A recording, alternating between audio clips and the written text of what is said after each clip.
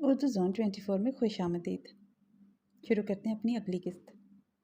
رات کا وقت، حویلی کا اندھیرا ایک طوفان سے پہلے کی خاموشی جیسا تھا۔ حازم خان زاد اپنے کمرے کے کونے میں بیٹھا ہاتھ میں فون لیے اسکرول کر رہا تھا، لیکن یہ وہ سادہ اسکرولنگ نہیں تھی۔ یہ ہر فریم کے ساتھ اس کے اندر کے جنون کو بھڑکاتی جا رہی تھی۔ لنک پلیز، وہی کلب والے سین کا، زرش خانم کا فائر ڈانس، بندہ ہو تو قابو میں رہ کر دکھا۔ واہ، حازم خان زادہ کی بیوی، کیا قیامت ہے، واللہ توبہ شکن فگر ہے، کیا کمال کی ہے، قسم سے مجھے مل جائے تو میں ایک ایک چیز کو محسوس کروں گا اس ہوش شربا کا۔ حازم کی آنکھوں کی سرخی مزید گہری ہوئی، ہاتھوں کی گرفت اتنی سخت ہو چکی تھی کہ موبائل فون کی اسکرین پر فنگر پرنٹس نہیں، غصے کی شدت جھلک رہی تھی۔ لعنت ہے، اس کے لبوں سے نکلا جیسے ہر لفظ جلتا ہوا کوئلہ ہو۔ اس نے کمنٹ سیکشن بند کیا، مگر نوٹیفیکیشنز تھمنے کا نام نہیں لے رہے تھے۔ زرش خانم ٹرینڈنگ نمبر 1، انسٹاگرام، ٹویٹر، ٹک ٹاک پر، فائر کوئن، ہو از زی کے۔ کمرے کی دیوار پر اس نے غصے سے گلاس دے مارا، شیشہ چکنا چور ہو گیا۔ یہ سب میں برداشت کر رہا ہوں، میں حازم خان زادہ۔ وہ پاگلوں کی طرح کمرے میں چکر کاٹنے لگا۔ اسے زرش کی گھورنے والی آنکھیں یاد آئیں، اس کا چیلنج، اس کا وہ آخری جملہ، اب میں بدل گئی ہوں خان۔ بدل گئی ہو تو میں بھی وہ نہیں رہا جسے تم پہ کبھی رحم آیا تھا۔ اس نے موبائل پر اپنے سیکرٹری کو کال ملائی، آواز میں خالص درندگی تھی۔ پتہ کرو کون تھا جس نے یہ ویڈیو وائرل کی۔ زرش خانم کہاں ہے اس وقت، اور اگر 1 گھنٹے کے اندر مجھے سب تفصیل نہ ملی تو اگلے دن تم سب کے خاندان کی تصویریں بھی وائرل ہوں گی۔ فون بند اور غصہ جاری۔ اس نے زرش کی ایک فریم شدہ تصویر کو زمین پر پھینکا، شیشہ ٹوٹا، فریم بکھرا اور وہ بس غرایا۔ کھیل تو تم نے شروع کیا ہے خانم، لیکن انتقام میری پہچان ہے۔ زرش آئینے کے سامنے کھڑی اپنے بال کھول رہی تھی، چہرے پر فاتحانہ مسکراہٹ، جیسے وہ دنیا کی سب سے بڑی جنگ جیت آئی ہو۔ اس نے اپنا فون چارج پر لگایا، وائرل ویڈیو کے نیچے ہزاروں کمنٹس دیکھے اور ایک آخری نظر آئینے میں خود پر ڈالی۔ اب تو تمہیں بھی جھکنا پڑے گا خان، وہ خود سے بڑبڑائی۔ دروازہ ایک زوردار دھماکے سے کھلا، زرش کے ہاتھ سے ہیئر برش چھوٹا۔ دروازے کے بیچوں بیچ حازم خان زادہ کھڑا تھا۔ اس کی آنکھیں دہکتی ہوئی انگاروں جیسی تھیں، بال بکھرے، قمیص کے بٹن کھلے اور سانسیں تیز۔ اسے دیکھ کر لگ رہا تھا جیسے ابھی کچھ جلا دے گا یا کسی کو۔ یہ کیا بدتمیزی ہے؟ زرش پیچھے ہوئی، مگر آواز کانپ گئی۔ حازم نے دروازہ اندر سے بند کیا، قدم آہستہ آہستہ اس کی طرف بڑھے، جیسے کوئی شکاری اپنے شکار کے گرد دائرہ بناتا ہو۔ تم نے اپنی حدیں پھلانگی ہیں خانم۔ اس کی آواز میں اتنی سرد موری تھی کہ زرش کا سانس اٹک گیا۔ تم نے میری غیرت کو سوشل میڈیا کی سیر کرائی، اب میں تمہیں وہ دکھاؤں گا جو تم نے میرے اندر دفن کیا تھا، جسے میں نے مجبوری سمجھ کر روک رکھا تھا۔ زرش کے پیچھے ہٹنے کی کوشش کی، لیکن وہ پلک جھپکنے سے پہلے ہی اس کے سامنے آ چکا تھا۔ کیا کرو گے؟ مارو گے؟ دھمکاؤ گے؟ زرش نے طنزی انداز میں کہا، مگر آواز میں لرزش تھی۔ نہیں خانم، وہ اس کے بالوں میں انگلیاں پھیر کر غرایا۔ تم نے جو سستی شہرت کمائی ہے نا، اب اس کا اصلی مول چکاؤ گی، خانزادہ کی بیوی بن کر، اس کی سہاگ رات کا سامان بن کر۔ زرش نے مزاحمت کی، ہاتھ جھٹکے، مگر حازم کا مضبوط ہاتھ اس کی کمر میں آ چکا تھا۔ اس نے اسے اپنی جانب کھینچا اور سرگوشی میں کہا، نفرت سے جتنی لذت آتی ہے نا خانم، محبت اتنا موقع نہیں دیتی۔ اب تمہیں وہ خان یاد آئے گا جسے تم نے چیلنج کیا تھا۔ زرش کی آنکھوں میں آنسو جھلملا گئے، لیکن اب دیر ہو چکی تھی۔ کمرے کی خاموشی ایک طوفان کی آمد کا اعلان کر رہی تھی، اور آج کی رات صرف ایک سہاگ رات نہیں تھی، یہ انا، غیرت، انتقام اور پچھتاوے کا حساب کتاب تھا۔ حازم خان زادہ ننگے سینے پر چادر ڈھلکائے بیڈ پر لیٹا، چادر کے سلوٹوں کو چھو رہا تھا، جہاں ایک گواہی آج بھی بول رہی تھی۔ اس نے بے رحم آنکھوں سے زرش کو دیکھا، جو ابھی تک بیڈ کی پچھلی سائڈ پر خاموش بیٹھی تھی۔ حیرت ہے، اس کی آواز میں گہری تمسخر تھی، ایک ایسی عورت جو پبلک پراپرٹی بننے پر تلی ہوئی تھی، اس نے اپنا بدن اپنے شوہر کے لیے سنبھال کر رکھا۔ زرش نے چونک کر اسے دیکھا، آنکھیں نیند سے بوجھل نہیں بلکہ زہر سے لبریز تھی۔ تمہیں کیا لگا زرش خانم، تم میرے غرور کو گھسیٹ دو گی اور میں تمہارے وجود کی پاکیزگی پر یقین بھی رکھوں گا؟ اس نے چادر پر جھک کر وہ سرخ دھبا چھوا، پھر ہنسا جیسے کسی لاش پر پھول رکھ رہا ہو۔ تم نے کل رات میرے ہاتھوں اپنی انا کا جنازہ اٹھایا، اور اب میں جانتا ہوں تمہاری جنگ ابھی ختم نہیں ہوئی۔ زرش کی ناک کے نتنے پھیلنے لگے، آنکھوں میں شعلے تھے۔ آپ جس چیز کو پاکیزگی سمجھتے ہیں نا خان، وہ میرے جسم میں نہیں، میری سوچ میں تھی، لیکن آپ نے میری سوچ کو ریپ کیا ہے۔ وہ بیڈ سے اٹھی، چادر لپیٹی، بال سمیٹے اور اسٹیل کی طرح سرد لہجے میں بولی، آپ نے میرا جسم لے لیا، اب میں آپ سے آپ کا غرور چھینوں گی، ایسا چھینوں گی کہ آپ کو حازم خان زادہ ہونے پر بھی شرم آئے گی۔ اس کے لفظ تیر تھے اور ہر تیر سیدھا حازم کے غرور میں گڑ رہا تھا۔ آپ کی غیرت کل سوشل میڈیا پر ٹرینڈ تھی، اب آپ کا مقام میری بغاوت کی نیوز بنے گا۔ تیار ہے نا خان؟ اب جنگ ذاتی ہو چکی ہے۔ زرش پلٹی، چہرے پر کوئی شرمندگی نہ تھی، صرف وہ آگ جو ایک پوری سلطنت کو جلا کر راکھ کر سکتی تھی۔ اور حازم خانزادہ نے پہلی بار کسی عورت کو جاتے ہوئے دیکھ کر اپنی گردن میں جھرجھری محسوس کی، کیونکہ وہ جان گیا تھا یہ لڑکی اب صرف زرش خانم نہیں رہی، بلکہ وہ ایک چلتی ہوئی جنگ ہے۔ نہیں خان، میں اب صرف عورت نہیں، میں اب وہ جنگ ہوں جسے جیتنا آپ کے بس کی بات نہیں۔ یہ جملہ حازم کے وجود پر ہتھوڑے کی طرح پڑا۔ اس کا غرور، اس کا خان بننے کا ذوق، اس کی مردانگی کی پرورش، سب لمحے بھر کو زرش کی ایک نظر کے نیچے کچل گئے۔ اس نے اپنی گفت مضبوط کی، چہرے پر طنز نہیں تھا، اب کی بار صرف وحشت تھی۔ تو تم چاہتی ہو نا کہ میں جانور بن جاؤں؟ اس کی آواز دھیمی تھی لیکن لہجہ خالص وحشیانہ۔ تو سنو زرش خانم، خانزادہ جب جانور بنتا ہے تو وہ جسم کو نہیں، روح کو چیرتا ہے، اور تمہاری روح وہ تو کب کی سڑ چکی ہے۔ تو آؤ خان، مجھے توڑو، مارو، رون ڈالو، لیکن یاد رکھنا، جس عورت کو آپ نے تماشا سمجھا ہے نا، وہ کل آپ کی سیاست، آپ کی جاگیر، آپ کی خاندانی نام کو بھی تماشا بنا دے گی۔ زرش ایک قدم پیچھے ہوئی، پھر آہستگی سے جیسے کسی رقص کے بعد جھک کر سلام پیش کیا جاتا ہے ویسے ہی جھکی اور پل کے اٹھائے بغیر بولی۔ حازم کا چہرہ جھک گیا، اس کی سانسیں تیز ہونے لگیں اور پھر جیسے ضبط کا وہ آخری بند بھی ٹوٹ گیا۔ اس نے زرش کی کلائی پکڑی، زور سے اپنی طرف کھینچا، اتنا قریب کہ دونوں کی سانسیں ایک دوسرے سے الجھ گئیں۔ تم چاہتی تھی نا کہ میں مرد بن کے آؤں، تو لو، اب میں وہ مرد بننے جا رہا ہوں جو تمہیں پوری زندگی اپنی قید میں رکھے گا، پر کبھی تمہیں وہ محبت نہیں دے گا جس کا تم نے خواب دیکھا تھا۔ زرش نے لب بھینچے، اس کی آنکھوں میں ایک لمحے کو درد چمکا، لیکن فوراً وہ درد زہر بن گیا۔ آپ جیسے مرد صرف قید کرنے آتے ہیں خان، محبت کرنا آپ کے خون میں ہے ہی نہیں۔ آپ کے اندر صرف وہ پیاس ہے جو صرف جسم سے بجھتی ہے، دل سے نہیں۔ حازم نے اس کا چہرہ پھر اپنے ہاتھوں میں جکڑا۔ اب کے بعد تھپڑ نہیں تھا، بلکہ وہ قرب تھا جس میں محبت نہیں، صرف انتقام کی لپک تھی۔ تو سنو زرش خانم، آج کی رات تم میرے غرور کی سزا ہو، اور میں وہ سزا دوں گا کہ تمہارا ہر زخم، ہر لمس تمہیں سونے نہیں دے گا، صرف جلاتا رہے گا۔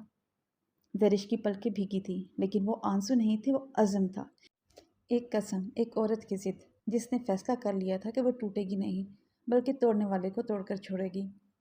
تو دے دو سزا خان، لیکن یاد رکھنا، جب عورت کی ذات پر آپ کا پہلا وار اترے گا، اسی لمحے آپ کے اندر کا مرد مر جائے گا، اور میں وہ عورت بن جاؤں گی جو مرد کو مارتی نہیں، صرف زندہ دفن کر دیتی ہے۔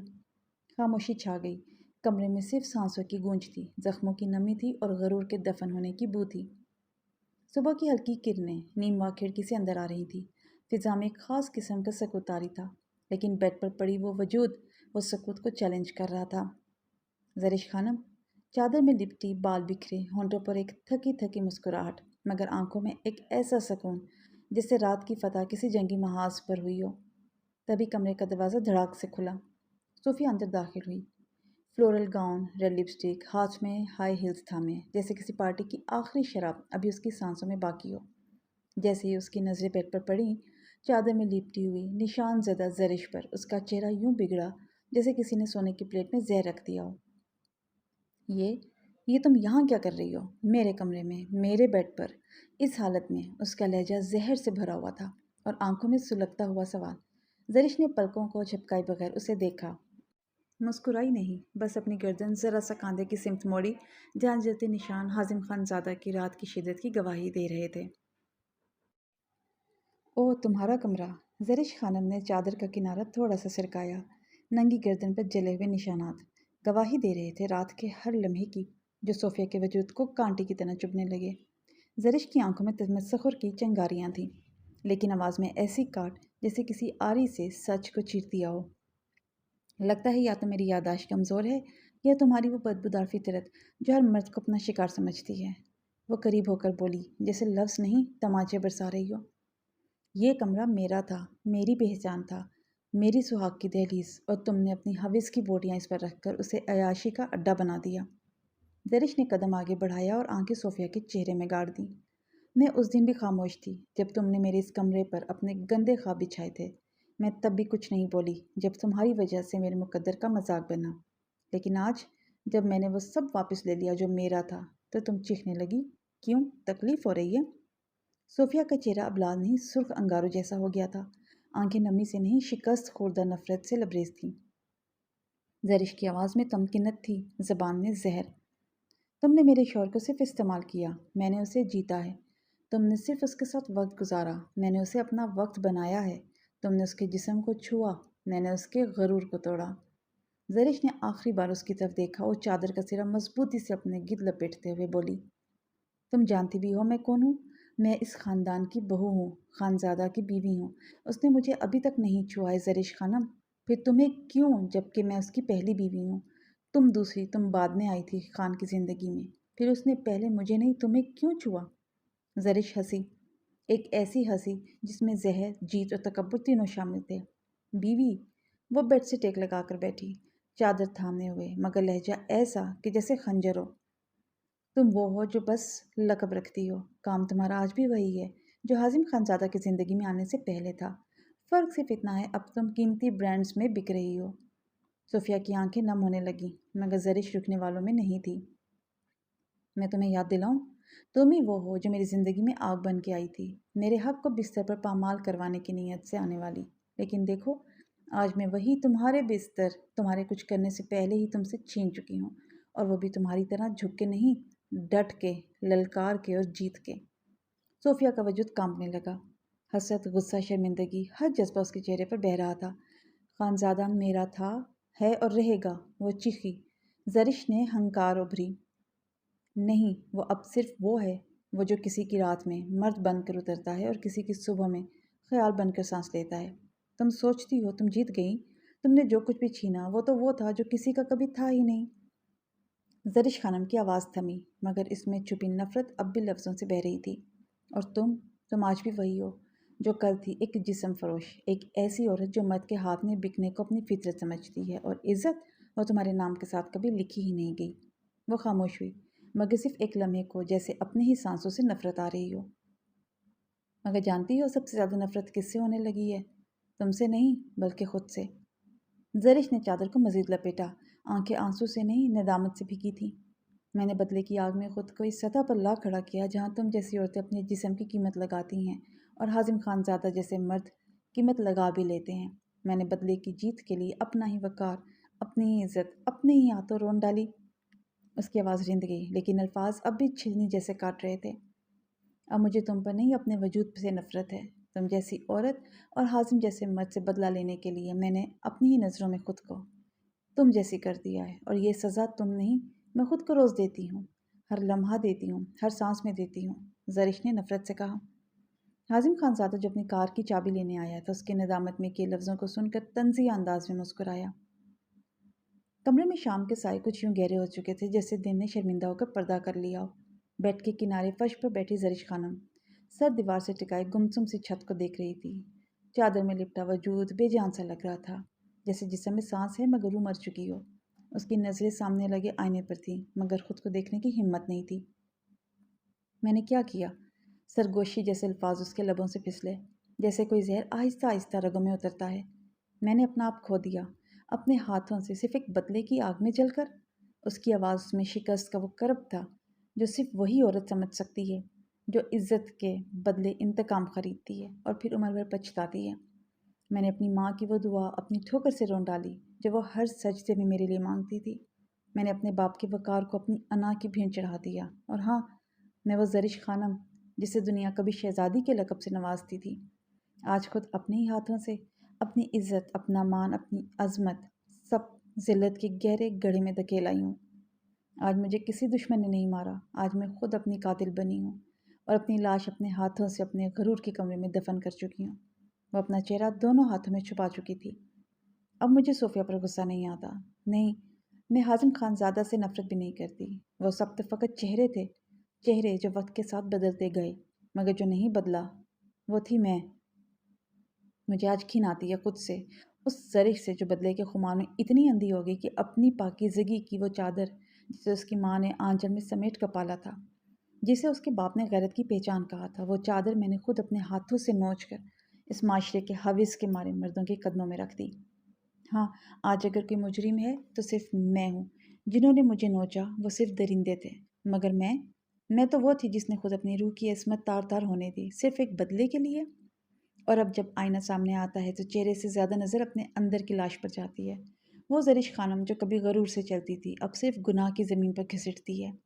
اس کی آنکھوں سے کوئی آنسو نہیں نکلا تھا، شاید آنکھوں نے بھی اس کے کردار سے وفا کرنا چھوڑ دیا تھا۔ دل کی چیخیں البتہ اتنی بلند تھی کہ شاید پوری کائنات سن سکتی تھی۔ تبھی دروازے پر ہلکی سی چرچراہٹ ہوئی۔ تو آج زرش خانم اپنے آپ سے نفرت کرنے لگی ہے، وہ چونک کر پلٹی۔ دروازے پر حازم خان زادہ کھڑا تھا، اس کی آنکھوں میں وحشت نہیں تمسخر تھا۔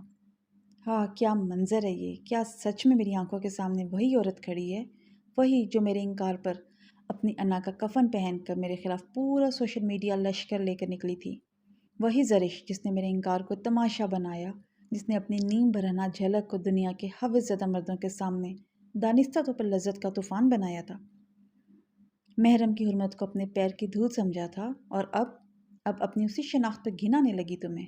واہ زرش خانم، تمہارا ضمیر تو واقعی فلمی کردار نکلا، جو آخری سین کے بعد ہی رونا دھونا شروع کرتا ہے۔ جانتی ہو تم کیا ہو؟ ایک وہ عورت جو خود سے بغاوت کر کے اپنے ہی دائرے سے نکل گئی، اور اب جب چوٹیں گہری ہو چکیں تو اس درد کو خود پر بوجھ بنانے لگی جسے کبھی اپنی فتح سمجھ کر سینے پر سجا لیا تھا۔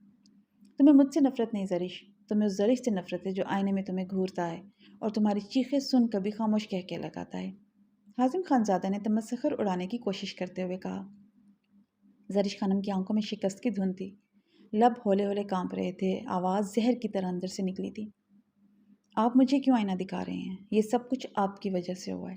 میں نے خود کو گرایا ہے صرف اور صرف آپ کی وجہ سے، لیکن اب آپ مجھے میری ہی روح کی توہین سنا رہے ہیں، مجھے گرا کر آپ مجھے آئینہ دکھا رہے ہیں۔ آپ نے میرے اندر کی وہ عورت مار دی ہے جو کبھی غیرت مند تھی، جو کبھی خود پہ فخر کیا کرتی تھی۔ اب آپ کو کوئی حق نہیں مجھے میری گراوٹ کا تانا دینے کا، سمجھے آپ؟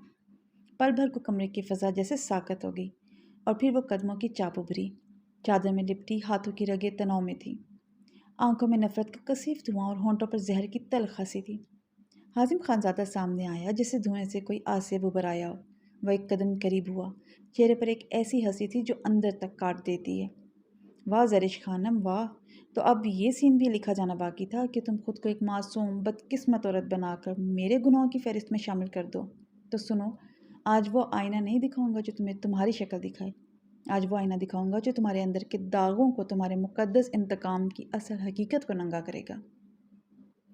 تم نے خود کو گرایا، مانتا ہوں، مگر تم نے مجھے بھی اس گراوٹ کے دلدل میں گھسیٹا جہاں مرد صرف حیوان ہوتا ہے اور عورت صرف جسم۔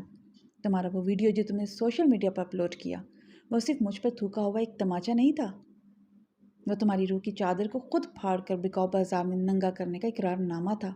تم جانتی تھی کہ مردوں کی اس دنیا میں کسی عورت کا جسم اگر بے پردہ ہو جائے تو اس کی عقل، غیرت، وقار سب نیلام ہو جاتے ہیں، اور تم نے وہی کیا زرش، محض مجھے توڑنے کے لیے۔ لیکن اب جب تمہیں خود اپنی بو آنے لگی، اپنے ہی جسم سے گھنانے لگی، تو تم میرے سامنے کھڑی ہو کر رو رہی ہو کہ میں نے تمہیں آئینہ دکھایا۔ زرش خانم، اگر تم میری بربادی کی پہلی اینٹ تھی تو میں تمہارے گھمنڈ کے محل کو آخری دھکا دینے والا مرد ہوں۔ میں ظالم تھا، ہاں تھا، میں حیوان تھا، ہاں تم نے مجھے بنایا، مگر ایک فرق ہے، میں مرد ہو کر گرا تھا، تم عورت ہو کر خود کو بیچنے پر اتر آئی تھی۔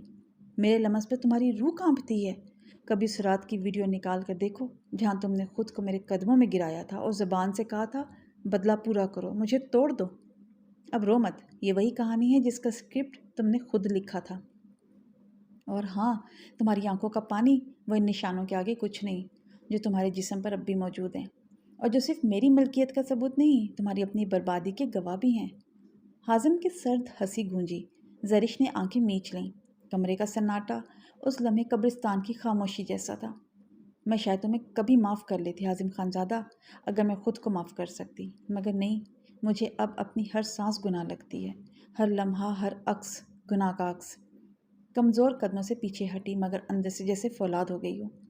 وہ اس کے سامنے کھڑی تھی، لب بند تھے مگر آنکھیں چیخ رہی تھی، لباس بکھرا، روح خالی مگر غرور، اب بھی شہزادیوں جیسا۔ تم نے جو کیا وہ درندگی تھی، اس کا لہجہ نرم تھا مگر زہر سے لبریز۔ مگر جو میں نے کیا وہ بغاوت تھی، اپنی ہی عظمت کے خلاف۔ ایک لمحے کو سناٹا چھا گیا، فضا میں جلتی ہوئی سانسیں تھیں۔ حازم خان زادہ کے چہرے پر تمسخر تھا، مگر اس کی آنکھوں میں پہلی بار کچھ لرزنے لگا تھا۔ زرش نے ایک قدم بڑھایا، مگر حازم کی طرف نہیں، اپنے انجام کی طرف، اور بولی، میں اب جا رہی ہوں، کیونکہ میرے جیسے لوگ نہ تمہارے بستر کے قابل ہوتے ہیں اور نہ اپنے آئینے کے۔ اس کا سینہ دھڑک رہا تھا، سانسیں تیز تھی، مگر لہجہ اب بھی مضبوط تھا۔ لیکن جانے سے پہلے میں تمہیں ایک تحفہ دینا چاہتی ہوں، ایک ایسی بددعا جو نہ تمہارے دولت مند کان سن سکیں گے، نہ تمہارا غرور سہ پائے گا۔ وہ ایک قدم رکی اور نگاہیں سیدھی حازم کے چہرے پر جما دی۔ اس کے لہجے کا ہر لفظ جیسے چھری تھا۔ جس طرح میں نے اپنی پاکیزگی کو، اپنی خودداری کو اپنی ہی انا کے ہاتھوں گرا کر اپنے جسم کو درندوں کی آنکھوں کا تماشا بنایا، ایسے ہی تم بھی کسی ایسی شے کو کھو جاؤ گے جو تمہیں تمہاری جان سے بھی زیادہ عزیز ہوگی۔ وہ اب آخری الفاظ کہہ رہی تھی، زخم چیخ رہے تھے، مگر چہرے پر پتھر جیسا سکون تھا۔ تمہیں بھی کسی دن اپنی عظمت کے مزار پر کھڑے ہو کر وہی اذیت جھیلنی پڑے گی جو آج میری آنکھوں میں سسک رہی ہے، اور اس دن تم سکون مانگو گے، مگر تمہیں وہ نہیں ملے گا، کیونکہ زرش خانم کی بددعا سیدھی رب کے دربار میں جائے گی۔